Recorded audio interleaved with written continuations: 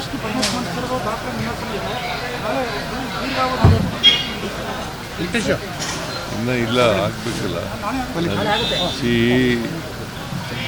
ಜನರ ಆಶೀರ್ವಾದದಿಂದ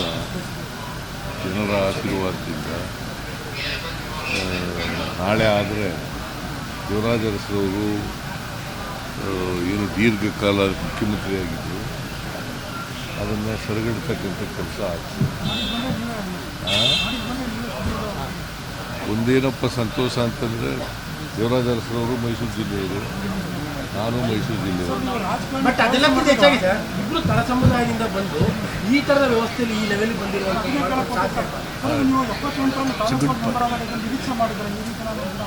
ನಿರೀಕ್ಷೆನೇ ಮಾಡಿರ್ಬೋದು. ನಾನು ಚೀಫ್ ಮಿನಿಸ್ಟರ್ ಆಗ್ತೀನಿ ಅಂತಿಲ್ಲ, ಮಿನಿಸ್ಟರ್ ಆಗ್ತೀನಿ ಅಂತೂ ನಿರೀಕ್ಷೆ ಮಾಡಿದ್ದೆ. MLA ಆಗಬೇಕು ಅಂತ ಅಂದ್ಕೊಂಡಿದ್ದೆ ಒಂದು ಸಾರಿ, ತಾಲೂಕು ಬೋರ್ಡ್ ಮೆಂಬರ್ ಆದಮೇಲೆ MLA ಆಗಬೇಕು ಅಂತ ಅಂದ್ಕೊಂಡಿದ್ದೆ.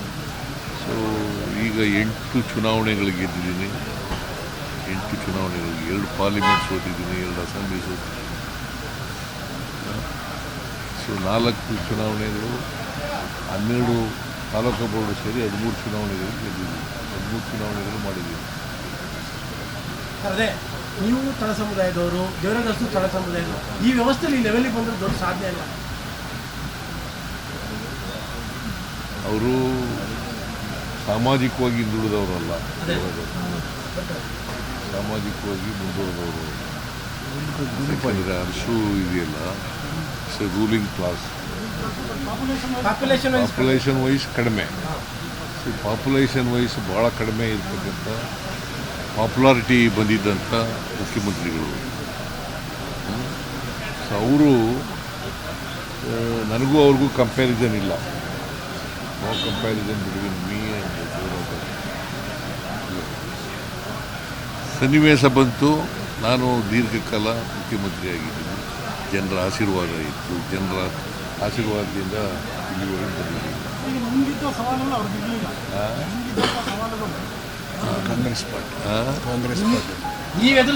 ಪಾರ್ಟಿ ಸವಾಲುಗಳು, ರಾಜಕೀಯ ಸವಾಲುಗಳು ಅವರೇನ ನೋಡಪ್ಪ, ಆ ಕಾಲ ಬೇರೆ, ರಾಜಕಾರಣ ಈ ಕಾಲ ಬೇರೆ. ಒಂದೊಂದು ಕಾಲಕ್ಕೆ ಬೇರೆ ಬೇರೆ ಇರ್ತದೆ. ಅವತ್ತು ಈಗ ನಾನು 83ರಲ್ಲಿ ಎಲೆಕ್ಷನ್ ನಿಂತ್ಕೊಂಡಾಗ ಜನರೇ ದುಡ್ಡು ಕೊಟ್ಟರು, ಓಟು ಕೊಟ್ಟರು. ದೇವರಾಜ ಅರಸರವರು ಮುಖ್ಯಮಂತ್ರಿಯಾಗಿರುವಾಗ, ಅವರು ಎಲೆಕ್ಷನ್ ನಿಂತ್ಕೊಂಡಿರುವಾಗ ಜನ ದುಡ್ಡು ಕೊಟ್ಟು ಎಲೆಕ್ಷನ್ನು ಮಾಡ್ತಾಯಿದ್ರು. ಒಂದು ಸಾರಿ ಇನಾನಿಮಸ್ ಆಗಿ ಗೆದ್ದಿದ್ರು 62. ಸೊ ಆ ಕಾಲ ಬೇರೆ, ಈ ಕಾಲ ಬೇರೆ, ಬದಲಾವಣೆ ಆಗ್ತಾ ಇರ್ತದೆ. ಈ ಅವಧಿ ಕಂಪ್ಲೀಟ್ ಮಾಡಿಬಿಟ್ರೆ ನೀವು ಆಲ್ ಟೈಮ್ ರೆಕಾರ್ಡ್ ಇನ್ಯಾರು ಬ್ರೇಕ್ ಮಾಡೋಕ್ಕೆ ಸಾಧ್ಯನೇ ಇಲ್ಲ. ಮತ್ತೇನಿಲ್ಲ, ರೆಕಾರ್ಡ್ಗಳು ಯಾವಾಗಲೂ ಬ್ರೇಕ್ ಮಾಡೋಕ್ಕೆ ಇರೋದು. ಇವರು ಯಾರು, ಕ್ರಿಕೆಟರ್ ಯಾರವರು, ಸಚಿನ್ ತೆಂಡೂಲ್ಕರ್. ಆ ರೂಟ್ ಈಗ ವಿರಾಟ್ ಕೊಹ್ಲಿ ಮಾಡಲಿಲ್ವಾ? ಮೈಸೂರು ಭಾಗದಿಲ್ಲ ಸರ್, ವಿರಾಟ್ ಕೊಹ್ಲಿ ಕಾಣ್ತಾ ಇಲ್ವಲ್ಲ,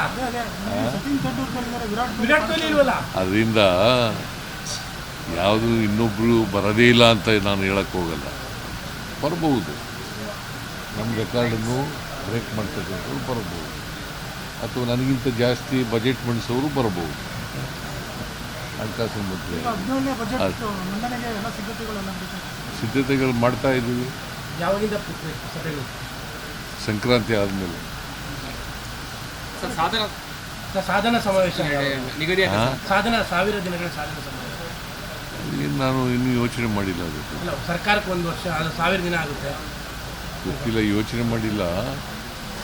ನಮ್ಮ ಕೃಷ್ಣ ಬೈರೇಗೌಡ ಒಂದು ಫಂಕ್ಷನ್ ಮಾಡ್ತೀನಿ ಅಂತ ಹೇಳ್ತಾ ಇದ್ರು, ಗೊತ್ತಿಲ್ಲ ನನಗೆ. ಅವರು ಫಾರಿನ್ಗೆ ಹೋಗಿದ್ರು, ನಿನ್ನೆ ಬಂದಿದ್ದಾರೆ, ಬಂದಮೇಲೆ ಮಾತಾಡ್ತೀನಿ. ರೀಶಫಲ್ ವಿಚಾರದಲ್ಲಿ ಚರ್ಚೆ ಆಗ್ತಾ ಇದೆ ಸರ್. ರೀಶಫಲ್ ವಿಚಾರದಲ್ಲಿ, ಸಂಪುಟ ಪುನರಚನೆ ವಿಚಾರದಲ್ಲಿ ಮಾಡಲೇಬೇಕು. ರಾಹುಲ್ ಗಾಂಧಿ ಅವ್ರ ಜೊತೆ ಮಾತಾಡ್ತೀನಿ. ಅವ್ರು ಯಾವಾಗ ಕರೀತಾರೆ, ಜನವರಿನಲ್ಲಿ ಮಾತಾಡ್ತೀನಿ ಅಂತ ಹೇಳಿದ್ದೀನಿ. ಯಾವಾಗ ಕರೀತಾರೆ ಅವಾಗ ಹೋಗ್ತೀನಿ. ಸರ್, ಈ ಬಳ್ಳಾರಿ ಘಟನೆ ವಿಚಾರದಲ್ಲಿ CID ತನಿಖೆ ಆಗಬೇಕು ಅನ್ನುವಂಥದ್ದು ಒಂದು ಕಡೆಯಲ್ಲಿ ನಾನು ಪರಮೇಶ್ವರ್ ಜೊತೆ ಮಾತಾಡ್ತೀನಿ.